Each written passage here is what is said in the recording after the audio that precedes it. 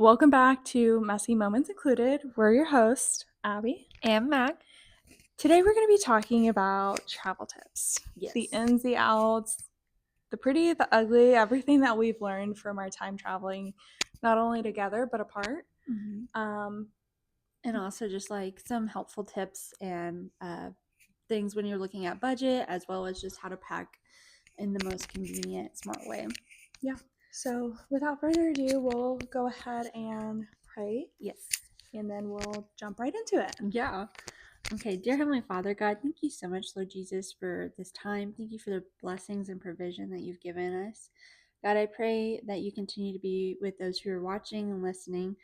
God, be with our friends and our family. Guard and protect everyone. Father God, please bless those who are tuning in and just uplift them and be with them throughout their week. And God, we just thank you so much for your love and your goodness for us. And I just pray for many blessings to come. In your name we humbly ask, pray, and claim, Father. Amen. Amen. My goodness, I am out of air. I got up and then I sat down and I was we were running around like all over the place trying to be like, well, there's lighting. There's lighting. There's pretty lighting. Let's take advantage of it. So do you want to start off with our favorite trip? Do we want to do favorite trip together? Yeah.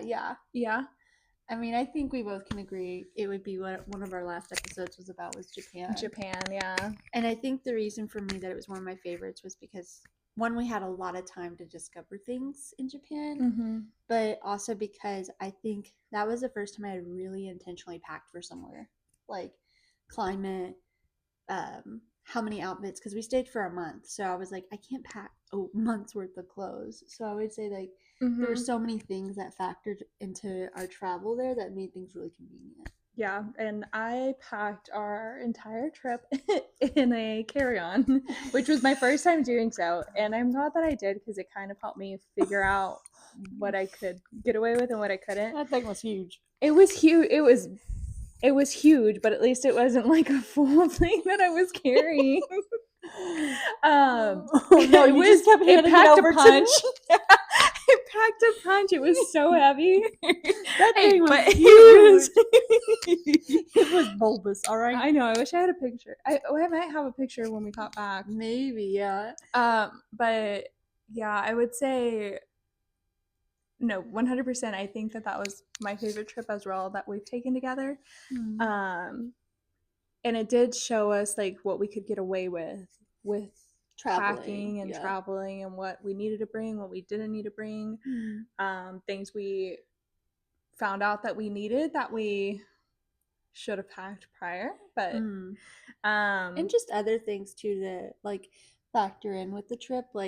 We're both really good at planning things, and while we're both people who can wing stuff, we both like a little bit of an itinerary, and this was our first big trip that we had taken together that was international. And so I know we had learned a little bit too about that, of we wish we'd have given ourselves a little bit more freedom in our days to be able to do some more hopping. But it was really still, overall, it was a great trip. Yeah, and I think that we're similar in a lot of ways of how we can set an itinerary. I think you're very much a paper pen person, and I'm definitely the spreadsheet girl. Hey, I'm working on it. Did you not see how much I am improving, guys? She is improving. The only reason that I'm spreadsheet is because we can have it anywhere. We're not carrying paper around. And I'm just old school. And I do like having a piece of paper. To me it just is easier because you can download Google Sheets and have it offline, and then you have everything everywhere. You can add links and things of that nature. It makes sense. I think when I'm just rough drafting it in my mind, I'm writing it out. I don't mind referring back to it. Yeah. But for me, I want it for while I'm writing things out, figuring things out. I don't know why that makes the most sense in my head, but we're working on it. We're improving daily. I'm learning too. Yeah. Which kind of brings us to the next thing about overpacking versus underpacking. I feel like I tend to be either perfectly packed or a little underpacked. I think I'm either overpacked or just overpacked a little bit, because Yeah, go for it, Mac. When we left for Japan, she was like, "Oh my God, Mac, your bag only weighs 35 pounds." And I was like, "Yeah, it'll be great." She's like, "Are you sure you're going to be okay for a month?" Meanwhile, her big Bertha backpack. Okay, keep in mind that you packed like a full, like, normal size. It wasn't a carry-on. You Okay, packed but it could have been in a carry-on. It could have been in a Because yours was carry-on. in a carry-on, and it was twice the weight. It was A small child. Yes, but the reason that I did that was because they can't charge you extra for a carry-on. Well, I guess depending on the airline, they could have, but Air Canada, we're talking to you. Yeah, we have some beef with Air Canada after that trip. It's been 3 years. No, it was really just one of the flight attendants. We had a good experience on all of our flights with Air Canada. It was we just really did. Somebody who was having a really bad day, and I was about to fist fight, but that's a different story. Having a great day either, to be completely honest. No, we were not. But getting back on track is just like I think we both either are one or the other. And I will say, as like friends that travel together, usually where we're insufficient, the other one is sufficient in. So like if I forget something, she has it, or vice versa. I feel like I think one of the big things that I remember you saying, especially, was the medicine. Because I had packed medicine, and I don't remember if he had gotten sick or something, and at one point I was like, oh, I have like this, let's just take it. Yeah, I think it was like when we first got over there, I like kind of went under the weather a little bit, and I don't know if it was from all the traveling and like exhaustion or what it was, but that was huge because I didn't pack that. So the fact that you did, I was like, thank you so much. Well, and I do have to give props where props are due. My mom was like, you should probably take this. We love Mama Eunice. Because I thought about it and I was like, no, I'll be fine. I never get sick. Which I didn't get sick. It was you. It was me. But then on a different trip, we both got sick and we had medicine. Yeah. Both of us did that time. So, lessons are learned. But I would say one of the big things I would always pack is castor oil. Castor oil, there's like these tiny little pills for like cold and flu. What are those called? Oscillosome? Yes. Yeah, they're like these little, they're just a holistic thing, but they really help with symptoms. And just kind of carrying you through getting over it. Oregano pills also. Ooh, I'm a big oregano pill girl. I will always, like, if you're about to fly, I usually start taking them the day before. Oregano is so good for killing bacteria. And so since I made the capsules, we started doing that, and I feel like we've had much better success on a flight. And then I would do like ginger, or what are those, like the anti-nausea pills, or the chewies. Yes, nausea. That is something we have added over the years of traveling is nausea. We both get nauseated over different whatever things, be it travel or just like sometimes the food where we're eating. So something else that's not really, I wouldn't put it under like medicine or anything, but something that you don't really think about when you're traveling is washing your clothes. So travel detergent. Walmart and I believe Target sell it, where it's just like little individual packs of like Tide to go. Yeah, they're like $1, and I think like pretty much most places that have a travel section, probably even like the dollar stores, have them.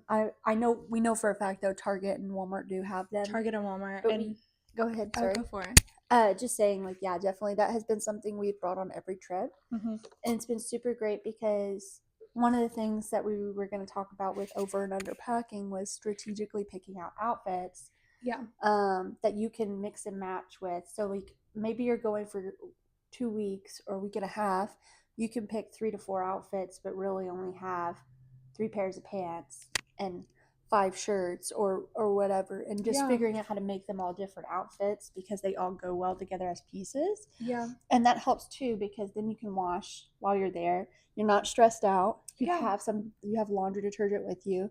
That I feel like has been a huge pro for us, and we always wash before we come back home too. And going back to the sheet thing, something that I've done in the past that has helped me, and what I did when I was packing for Japan, was like take pictures of my pieces, use the little cutout tool on, like you can use it on, iPhone has it now where you can just cut out and make stickers or whatever, and then put it into your notes and then make your outfits that way. And something that I always say is, if you usually don't use pants or jeans, if you have like your favorite pairs, pack your favorite pairs because you're more than likely if you're trying something new, you're not going to wear it on the trip. And you're always going to pick what you wear comfortable in. Yes, and that's something else. Comfortable shoes. Make sure you have a comfortable pair of tennis shoes.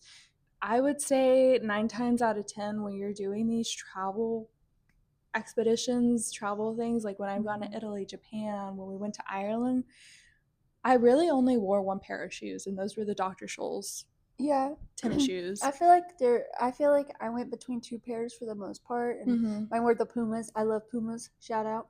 But anyways, they're just really soft on my feet. I have flat feet, so for me that was really helpful. And then I wore a pair of like outdoor hiking sandals, like I had kind of like Tevas. I had Tevas that I took as well, and by the end of the trip, I had a really nice tan line of where my Tevas were. Oh gosh, yes you did. Yes you did. But it's nice to be able to switch because if your feet are getting calloused, your feet are going to ache if you're walking. I know that when we were in Japan, we walked like 10 miles a day. If we were lucky, only 10 miles a day. Yeah. Because we were budgeting too, and it made sense to like switch out. Yeah. And so definitely like when it comes to packing, specifically like being strategic in your packing, I think the outfits are really important because if you're in something you're always comfortable in, something that you can mix and match a lot with, you will reduce your packing in half because then you're just looking at your necessities, underwear, socks, that type of stuff. And that's such a different small necessity compared to I need a pair of pants for every day. I need a shirt for every day. And what if I get dirty this day? And then I need, it's like it really reduces the stress of packing. And also, just like in that, just the laundry detergent is a huge one for the both of us. Yeah, and when you don't overpack, then you have the ability to bring more things home with you. Yes. So souvenirs, you want to make sure you have enough room for souvenirs. I know one thing that I did, and I didn't even end up using it when we were in Japan, was I bought like a little packable duffel bag. So that if I decided that I was going to bring back a lot of things, I could have just checked it. Yeah. Or checked my normal bag and then carried that one on. Even though she did have to end up checking her carry-on on our last flight, which is why we had beef with one of the flight attendants. But at Air Canada, we remember you, Toronto man. We do. Hope you're having a better day. But but yeah, no, that to me, like when it comes to packing, those are definitely like our biggest staples is, packing for preventative measure in terms of like how you'll feel, how possibly what travel can do to you, getting sick. And also wet wipes, stuff like that, like Clorox wipes. Yeah, whatever, like, because there's sometimes like things fall and they drop and fall into nasty stuff, or sometimes your shoes get a little nasty. And if you're like me, I wear a lot of white shoes. It's nice just to run a quick, wipe over them, and then you're good. You're back into looking like you have a nice pair of tennis shoes again. And so I would say definitely for like bags though, those are important, and carry-ons are nice too. Check bags are nice, but carry-ons are nice in the sense of you will always have it with you. Like there's no chance of losing it unless they make you check it, which sometimes that'll happen depending on like the boarding class that you're in or whatever. If they run out of space, but that's the main reason that I do carry-ons mostly is because I have like my camera gear and I don't want that getting checked. I don't want to like arrive to my place and then have damaged goods. Like that's what I want to avoid. And it does cut down your time too, like getting into the airport and stuff and leaving. Yeah, because you're not having to wait to check a bag and then waiting for them to unload the bag from the plane. There's a lot of pros there, but I still do sometimes depending on where I go check a bag. It just depends, but for the most part, I would say if you have a lot of layovers, it's nice. It's because you could just get off the plane, go wherever you're going next. If it's a short layover, get on the plane, and you're good.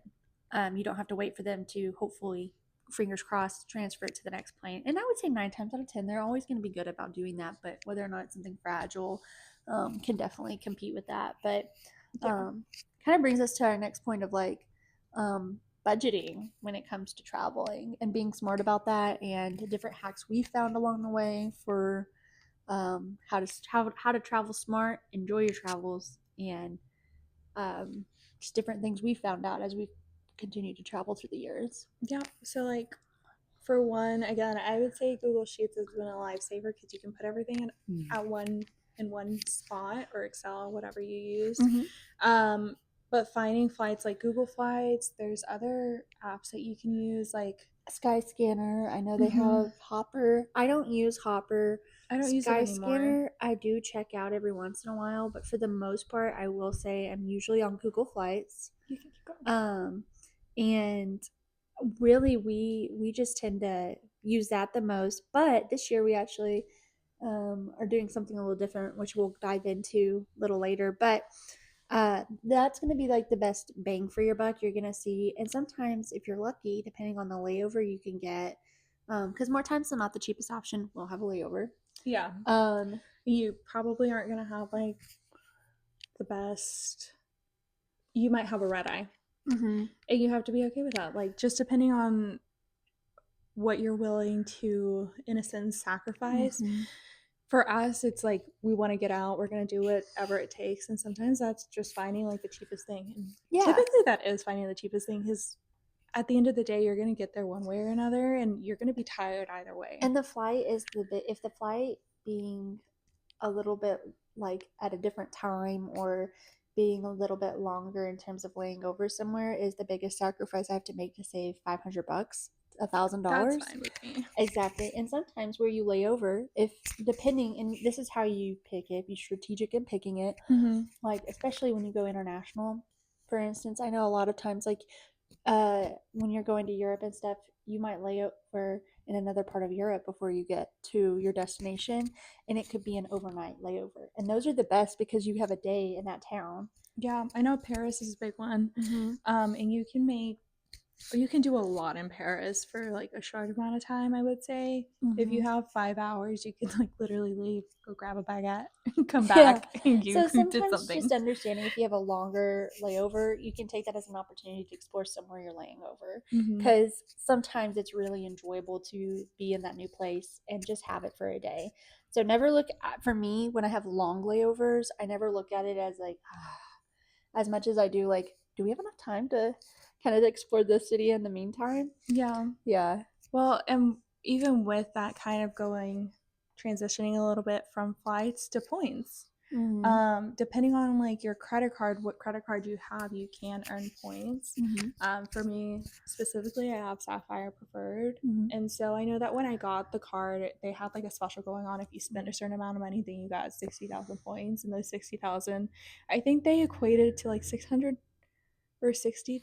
I don't remember. It was something like that. And you can use that for flights, for hotels, for cars, for whatever it might be. And they have like deals and stuff. This could be like an entire other video about like acquiring points and using them that way. But you can be a lot more strategic in looking into your credit cards with using your points, because like right now I have a different credit card than her. I do plan to get a Sapphire eventually, or Preferred. Excuse me. Yeah, Preferred. Sapphire, she's a little expensive. They're both Sapphire. I think one's Preferred and one's Reserved. Okay. Yeah, they have a lot. Anyhow, the one I have is specific to the airline and I used to fly with a lot, which was United. But now that I fly a lot more, especially with using Google Flights, I can't always use those points. I'm just racking up. So it's really like when you're looking into credit cards, if you're looking to travel more in the future, that is something to consider. Yeah, make sure you can afford it too, because I know that some of these, like mine specifically, it's $100 a year or something. But too, yeah. For me, it makes sense just from everything that I get from it. I do think that in the future, I probably will want to upgrade to the Reserved or even an Amex or something, because their benefits are so much better. And it kind of comes back tenfold if you do travel. Yeah, and I know that with Amex, at least, like they give you credits to like different places to shop, like if you want to shop or whatever. And with my Preferred, they include like an insurance in a sense. I'd have to go back and look at this specifics, but like if your flight gets canceled and you book through your card, they help you out. Like they have a whole chase team that'll help you out. So kind of seeing what works for you, what you can afford, and what makes sense, and how much you travel, and going off of that can really help you with how you're using your money and making sure you're using it wisely when you are traveling. And I will say, unless like you know for a fact, like maybe there's one airline that always flies where you're going that is specifically consistently going to be flying in and out of the place you want to go. If you're Mm-hmm. looking to travel, not just visit maybe family somewhere, I really personally would recommend getting one that just acquires points as a whole, like the um, Chase one she was mentioning, because Mm-hmm. then you're not tied down to one airline Specific. or their sister airlines. So Yeah. that's pretty big. And also, you really need to take advantage of the fact that you have that, because credit cards give you, like she was saying earlier, so many discounts, Yeah. be it flights, hotels, rental cars sometimes, and places to shop. I know mine. Um, it's like always random. Like even if you're going to look to make a smart purchase, not even traveling, sometimes you can get random discounts on Crocs. I don't know. Like it's just like Yeah. it's good to look back. Like mine, they have a whole like shopping section where Mm-hmm. you can go and like let's say you're shopping at Ulta or something. They can give you 3 times the amount of points that you would normally spend. So like let's say you spend $10 and the normal amount of points for Ulta would be like $1 Per point, per something like that. point. Yeah. Sometimes they'll run specials where it's like 3 times the amount of points. So then Mm-hmm. you spend $10 and you get 30 points instead of just 10. So like there are ways that you can be strategic in adding up your points when you're already making purchases elsewhere. Mm-hmm. Um, so yeah, just keeping that in mind. Um, from points to hotels or Airbnbs, Ooh, because I think that that is a major topic when you're traveling. yes. And I do think that my perspective has changed a lot within the last few years just traveling. Mm-hmm. What I want from where I'm staying, I want to be comfortable. I Mm-hmm. think we can both agree on that. Mm-hmm. Um, I think I'm currently at a point where I'd rather spend like an extra $50 a night per person or something to Mm-hmm. stay somewhere where I know that we're going to be comfortable instead of Maybe chancing through it. using an app and taking a chance on, hopefully is it as clean as it looks or appears on pictures, or Mm-hmm. sometimes, like I know one time we were put in a situation where when we got there we didn't realize we would be sharing that unit with other people, and even the shower, like the whole thing, it was not specified on it. Mm-mm. And so when we got there we realized there were multiple people staying in that home, that were different people who were reserved out for their rooms. And had we known that, it'd been a little different story. But that wasn't something that was clearly said. So like it was definitely like a A hard, shocker. yeah, because like we don't know if we're staying with men. We don't know like who the people are beside us. And when you know it's different, you have a So you different can like mindset. prepare yourself. Like you Yeah, can mentally prepare for that. And yeah. like if you've already decided like yeah, I think it's just a mind thing too. Mm-hmm. Is just like mentally preparing yourself for where Mm-hmm. you're staying and then being surprised. Mm. I don't want to be surprised when I arrive somewhere. I want to make sure that it's somewhere that's going to be consistent. And I'll say the most of your money is usually going to be flights and hotel, right? Like those are usually going to be, or flights Mm-hmm. and stay. That's going to be your biggest money that you'll be spending up front. Yeah.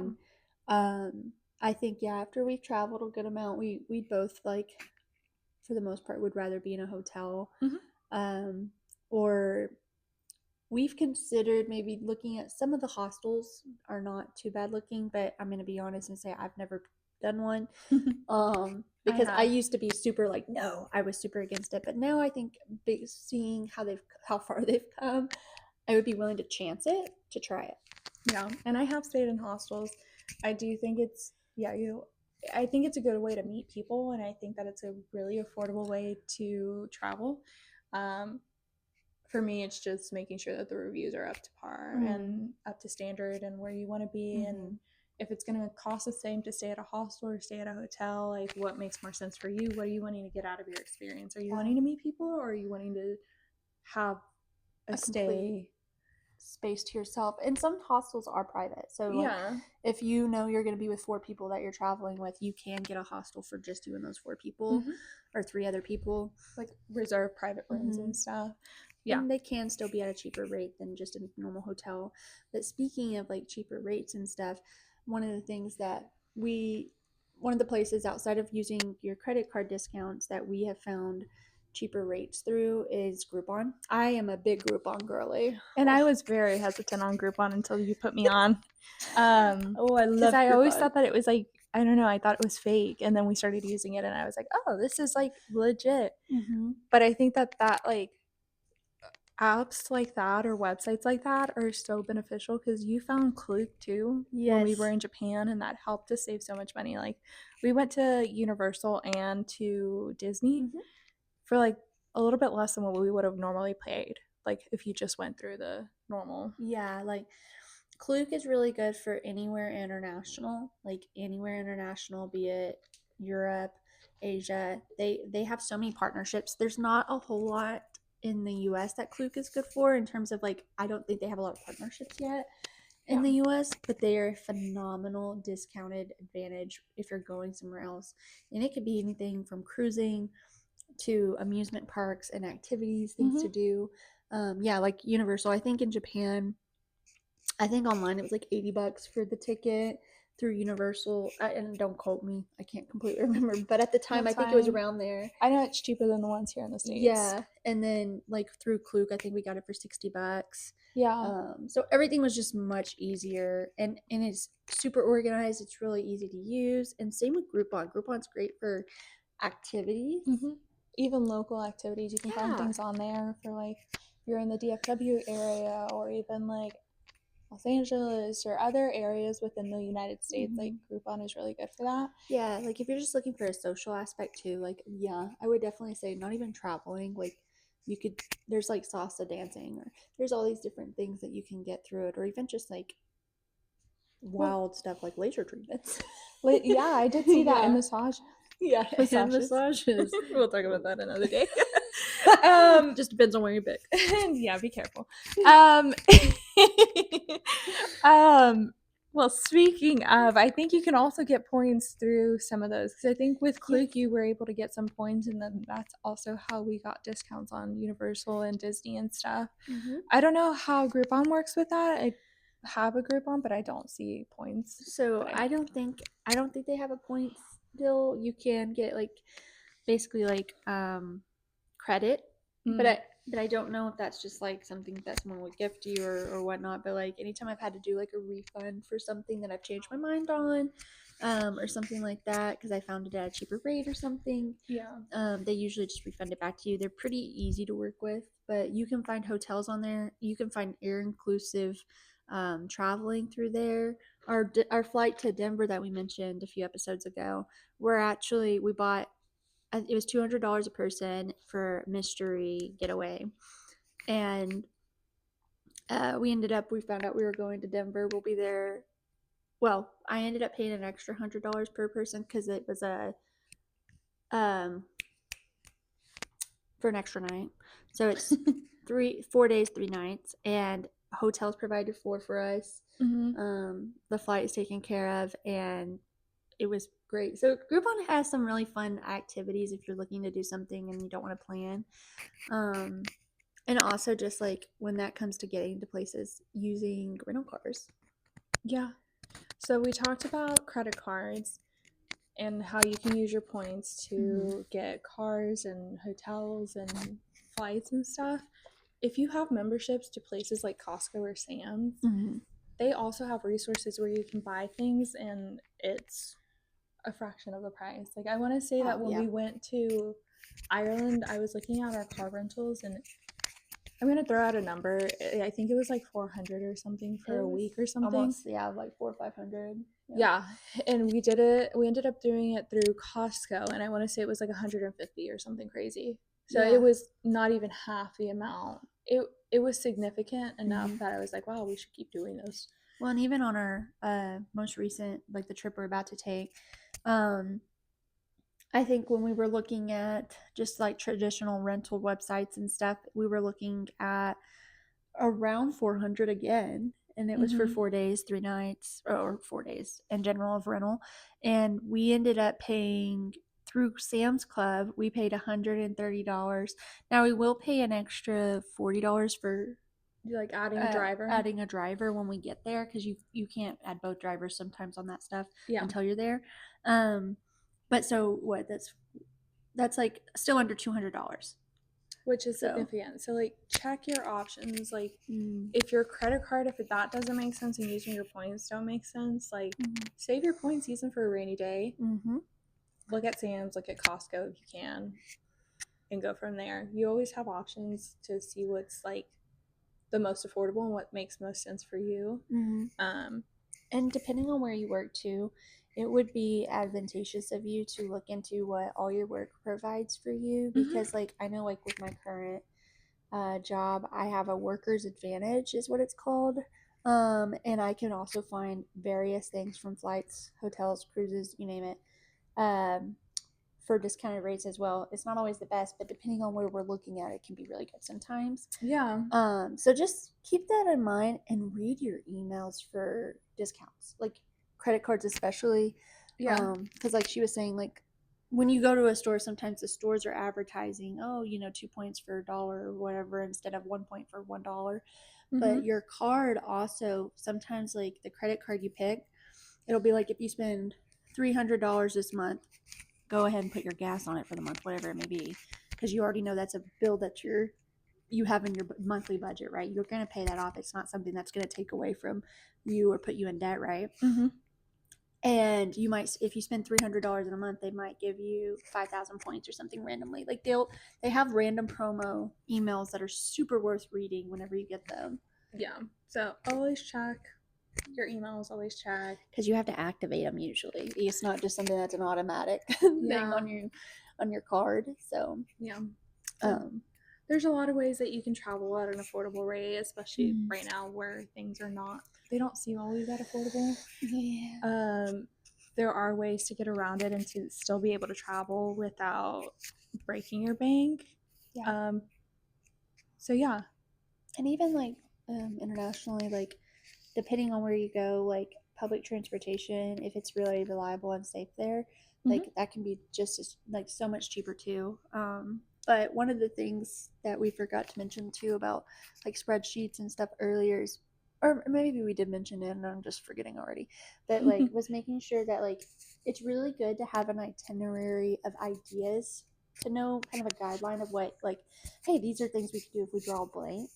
Do a little bit of your research beforehand, but then leaving so much room for flexibility and just the ability to go with the flow. Like if you find something as you're there and someone's like, hey, tonight there's this event or whatever, and you want to go, yeah, you can go. That would be like my big takeaway. Yeah. I would always recommend also having, like, if there are things that you want to do in a place, make sure you have a day for them, because you don't want to miss out on doing them because you have like this open schedule. So like for example, when we went to, where was it Tokyo that we were at, and it was like we knew that we wanted to do Universal, we knew that we wanted to do Disney and stuff. We planned like specific days that we were going to do those activities, and then we had like other areas free. But like if you want something done, make sure you pencil it in. Yeah, because if not, you could forget, or something could happen and then you're like, oh yeah, I forgot. We had a couple free days when we were in Osaka and we were like, let's go somewhere else. And so then we went all the way down to Hiroshima for the day. We spent the night there because I think for like Nara and stuff. We went to see like the little deer. Reindeer. Well, they weren't reindeer, they were just deer. They were just cute deer. And if you bow to them, they bow to you, and it's so cute. And then you give them a little like wafer cookie or something, I don't know. Yeah, they're adorable. Cute. But yeah, have a list of like, I would recommend having like days that you're doing specific things, but then also having like a list of like, oh, if we have time, or if we like on one day we don't have something, like here's a list of things that we could do. Yeah, just so that way you're not wasting your time somewhere you want to be doing nothing and just like beating your head against the wall, because that I feel like happens more times, not necessarily between us, but in general with people traveling than we care to admit. And that brings me to something else that we forgot to mention, which is getting an eSIM or a SIM card. Oh yeah. Like making sure you have data like somewhere else when you're not in the States, or where you're not where you're from. Yeah. One of the things that I liked a lot last time that we traveled was Airlo. It's an app on your phone that you can use, and it's really cheap. I want to say it was $10 for me last time. I think it was like $10 for like 20 gigabytes or something when we were in Ireland. And we didn't have to stop at a kiosk. We didn't have to stop anywhere to pick up an eSIM. Yeah, it just automatically activates, and they have like a list of things for you to do, which is really short, and it's really like. But you gotta actually read it because it can be confusing. Because I know I had a little bit of an issue with mine at first, but then we figured it out. Yeah, but then you're not like stranded somewhere because you could, like, for example, like if you didn't download whatever spreadsheet that you had, then you're spending God knows how much. Yeah. In additional fees from like your US provider, because I know that like Verizon charges $10 a day depending on where you're at. I think you sometimes like I don't know if it's annual or if it's just like one time. And they could have changed it. They do give you like I think 3 days of free, and then after that it's like $10 a day. It depends on your plan. Check your plan. Check your plan and see what's included with your plan. And that's a nice thing. Your phone provider could also be providing discounts on random stuff like that too. But like Klook, what we mentioned earlier, I know when we went to Japan, we actually ended up doing for our Sims there. They were actual Sims; they weren't eSIMs, but we paid a huge discounted rate through Klook because of it. Yeah, for a month. Yeah, it was like $20 for the month versus like 60 or something is what we were looking at. Yeah, but check, because I know like if you're going to Canada or if you're going to Mexico, most of the US providers will already include those. Like I know Verizon includes it. I think it's in every plan. Check again before you just take our words for it, because we know what our plans provide. We don't know what everybody's plans provide. Right, everyone has something different probably. So yeah, so check and see what you're already paying for that you could already just take advantage of, so you're not spending extra money where you don't need to. And so with that being said, Abby and I are actually we are taking on a new venture that we decided to do with this series, because we decided to go with Frontier, and they have something called Go Wild Pass that we thought would be really fun for this series. Oh my gosh, yes. And so it's a free. It's not free. Whoa, excuse me. I don't know where those words came from. It's not free. Excuse me. We're gonna have to like blur out our feet. No free feet pics. Yeah, no free feet. No free feet. I can't speak English. Sorry, I distracted you. But it was discounted for right now for the annual flight pass. It's for a year. And they have a couple blackout dates, but we can literally fly like all over the US, different parts of South America, and just like really get it out there. So we thought this would be a really great opportunity to do a little travel series. Yes. So the name is to be determined. We're not sure what we're going to call it. But we will be traveling. We will be bringing you guys with us wherever we go. And kicking off this series will be Denver. And then after that, we have quite the plans. We have quite the plan. So you'll have to stay tuned and see where this leads us. We're really excited because one of the things that we bonded over was traveling when we first met. And so I'm really excited about like the opportunity to get to do it in like a weekend trip or something. Yeah, because I think too, sometimes people forget you can literally go somewhere for the day. Like you don't have to plan days to be there. You can go and fly in the morning, come back in the evening. Yeah, I think it's a foreign concept for us Americans though, because everything is so far apart, and I don't think our friends in Europe really understand how far everything is. Yes, yeah. They're like, I can understand you Americans never travel, and it's like well, Texas. You can drive 8 hours in Texas, still be in Texas. We're closer to Louisiana than we are New Mexico, and it takes us like 2 hours to get out of Texas. Whereas like you could travel 2 hours in Europe and be in Paris or something crazy. I don't know. Yeah. So just like so. We're excited. We're excited to bring you guys on this little adventure that we're taking and where this might lead. And and just like also just like have you guys come along the way for more things that we're going to learn, and just community, meeting new people. Yeah, and we're just excited about it. We just wanted to end on that wrap. Yes. And we hope you guys have a really blessed week. If I can speak English, Lord help me. Thank you for joining us for these not so messy moments. But messy speech. And things that we've learned from our mess. Yes. So I hope you guys have a great week. Y'all be blessed, and we'll talk to you soon. Bye. Bye.